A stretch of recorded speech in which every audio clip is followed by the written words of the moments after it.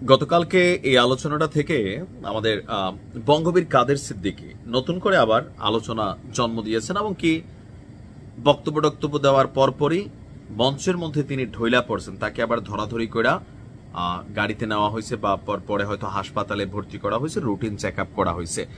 এখন কি এমন বক্তব্য দিলেন যে বক্তব্যের জোশের ঠেলায় তিনি আসলে এরকম হইলেন, নাকি না মাঝে মাঝে তিনি মুখে মুখে বলেন, অন্তরে অন্য কিছু ধারণ করেন, পরিস্থিতির শিকার হইয়া তিনি এরকম বক্তব্য দিলেন। শেখ হাসিনা বা আওয়ামী লীগ তিনি আপনার কোনোটাই চান না, তাহলে চান কি কাদের সিদ্দিকী? দর্শক, গতকালকে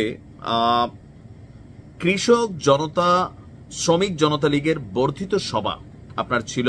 এটা হচ্ছে পৌরসভার খান মার্কেট অবস্থিত দলীয় কার্যালয়ে এক সভায় প্রধান অতিথির বক্তব্যে তিনি বলছিলেন যে আমরা আওয়ামী লীগ এবং শেখ হাসিনাকে চাই না, কিন্তু জয় বাংলা এবং বঙ্গবন্ধুকে চাই। দুইটা কিন্তু দুই বিষয়, এখানে একরকম আমরা আলাদা করি।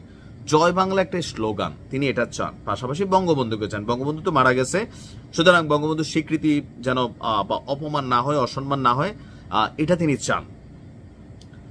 আওয়ামী লীগ এবং শেখ হাসিনা হচ্ছে বস্তুত এখন দৃশ্যমান অবজেক্ট। যে আওয়ামী লীগ একটা দল, এটার বিস্তৃতি এখন দেশে আছে, যেটা তিনি চান না। আবার শেখ হাসিনা একজন মানুষ, বঙ্গবন্ধুর কন্যাই, কিন্তু তিনি শেখ হাসিনাকেও চান না। তিনি বঙ্গবন্ধু এবং জয় বাংলা চান।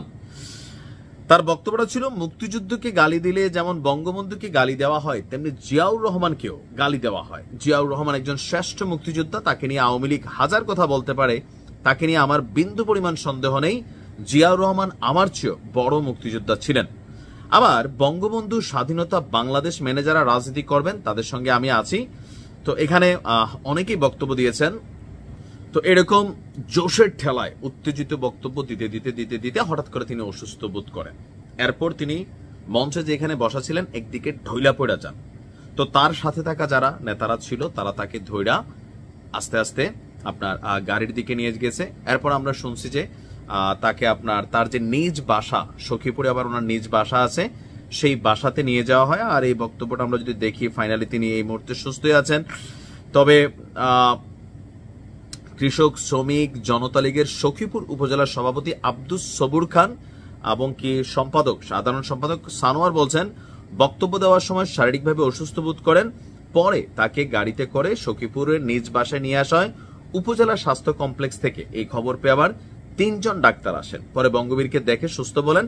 এখন তিনি নিজ বাসায় বিশ্রাম নিচ্ছেন এবং সুস্থ আছেন। সরকার পতনের আগে গত বছর নির্বাচনের আগে পরে সম্ভবত কাদের সিদ্দিকী তিনি তার পরিবার সহ শেখ হাসিনার সাথে সাক্ষাৎ করেছিলেন এবং কি তাকে তার বোন ডেকেছিলেন বা সামহাও এরকম কিছু ওয়ার্ড ছিল। এখন ওই আলোচনাটা তিনি যখন বলছেন যে শেখ হাসিনাকেও চাই না, আওয়ামী লীগকেও চাই না, তখন আবার যারা নেটিজনরা আছেন সেই পুরানা বক্তব্য তখনও ভাইরাল হয়েছিল কাদের সিদ্দিকীর কিছু অ্যাক্টিভিটিস। সেই সময় অনেকের কাছে মনে হয়েছিল যে তিনি আসলে কথা বলার জন্য বলেন, কিন্তু আবার তলে তলে সবই সেট রাখেন শেখ হাসিনার সাথে, কারণ মাঝখানে খুব কঠিন বক্তব্য দিতেন তিনি আওয়ামী লীগের বিরুদ্ধে। এরপরে যখন নির্বাচনে ঠিক আগ মুহূর্তে আবার দেখলাম আমরা সেখানে পরিবার সহ যাতায়াত এবং কি কিছু বক্তব্য, সেই বক্তব্যগুলোর পর কিন্তু কাদের সিদ্দিকী তিনি তার যে আরেকটা ক্যারেক্টার ছিলেন যে এন্টি আওয়ামী লীগ, সেটা থেকে তিনি আসলে খারিজ হয়ে যান। আর এই সরকারের আমলে কাদের সিদ্দিকী যেহেতু লতিফ সিদ্দিকীর ভাই, তো তার বিরুদ্ধে মাঝে মাঝে আওয়াজ ওঠে। আবার বাংলাদেশে এই মুহূর্তে মুক্তিযুদ্ধ নিয়ে যে কনফ্লিক্ট চলছে, আপনার যাদের যেভাবে বললে স্বার্থ হবে, তো এগুলা দেখেও আসলে অনেকের কাছে পজিটিভ, আবার অনেকের কাছে নেগেটিভও। তো সবকিছু মিলেয়া কাদের সিদ্দিকীর অরিজিনাল অবস্থানটা আসলে কোনটা, এটা কি আওয়ামী লীগের পক্ষে বিপক্ষে, শেখ হাসিনার পক্ষে বিপক্ষে, এটা বোঝা অলওয়েজই দুষ্কর ছিল, এখনো আছে।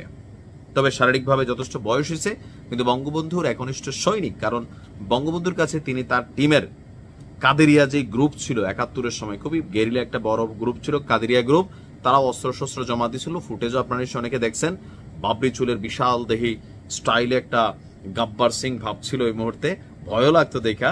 তো সেই কাদের সিদ্দিকী যুগের হালে, বয়সের হালে আজকে এই অবস্থায় আছেন।